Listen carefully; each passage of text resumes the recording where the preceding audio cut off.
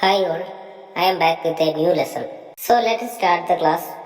Everyone should watch the video till the end. In this video, we can understand about sentence patterns. Importantly, there are 5 main sentence patterns in the English language, which means that these 5 sentence patterns are more commonly used. So look at this. SVO pattern, SVC pattern, SVA pattern, SVIO pattern, SVOC pattern. These are the 5 patterns. So what is SV in this? It is common in every pattern. What is it? Subject and verb. There is no sentence without it. Sentences have a subject and a verb. Other parts are not necessary. But when we say things, we use object.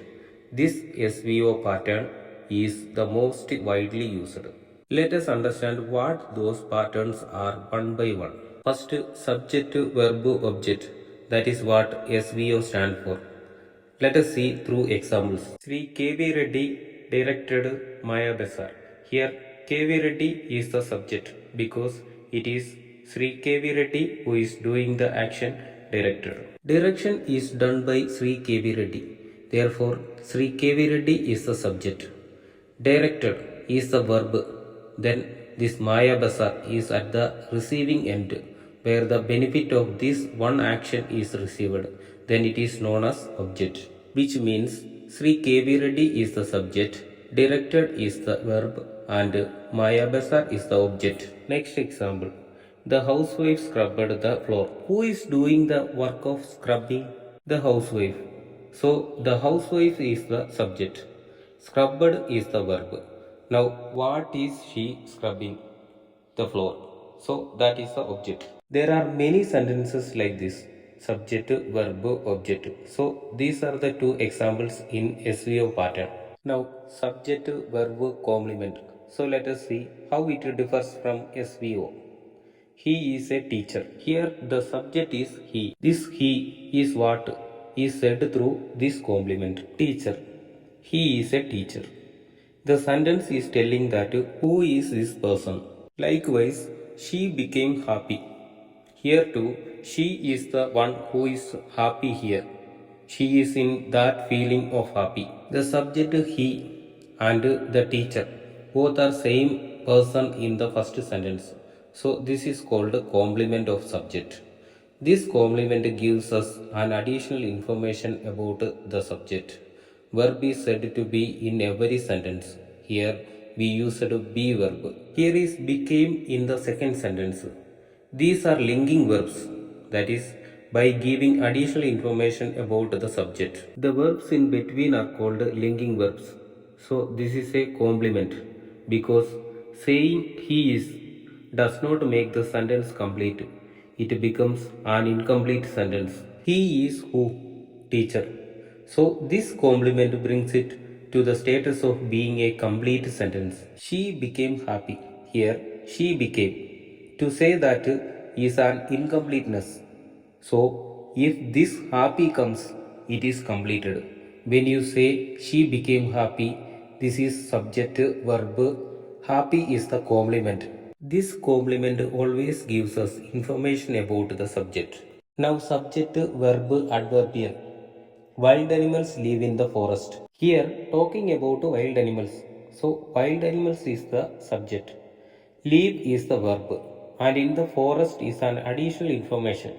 It can be called adverbial. But even if the word in the forest is removed, the sentence is complete. Animals live is a complete sentence. In the forest is just an additional information. Like that, Hema went outside. Here, Hema went is a sentence with a complete meaning. But this adverbial also gives us an extra information, that is outside. Animals live where? In the forest. Hema went where? Outside. In the forest and outside. These are additional informations. Hence, it is known as adverbial. Even if this is removed, this sentence is complete. Next, subject, verb, indirect object, direct object. This need to be understood a little better. What is the subject here? my wife. What is verb gave? Here we can quickly find the subject and verb. Now let us see what a watch is. My wife gave what? A watch. This is direct object. To whom? Me. This is indirect object. So you should ask questions like this. What gave a watch? That is the direct object. To whom? It is me. So that is the indirect object. If you ask a question like this, it will be easy to see the direct object and indirect object. I gave her a gift. Here I is the subject and gave is the verb. I gave what? A gift. So this is the direct object. I gave a gift to whom? Her. So this is the indirect object. Indirect object doesn't always come like this. Sometimes indirect object will come last and direct object will come first. So we have to ask that question and understand. Next, subject, verb, object, complement. They painted the house white. Here they is the subject and painted is the verb. What they painted? The house. So that is the object. Next, white. This is complement of object. It gives a complete information about the object. They painted the house white. This is not a subject's complement. This is an additional information about object. So it is object's complement. When we said he is a teacher, it was the complement of the subject. He was the teacher, but not so here. Subject is not mean by this white. Here it is they painted the house white. Here white is an object. So we say object's complement. This complement is giving more information about the object in order to get a completeness. Next, we elected him the leader. We is the subject and elected is the verb and him is the object. The leader is a complete information about this object, him. We elected him the leader. So this is the complement of object. There are also sentences like this.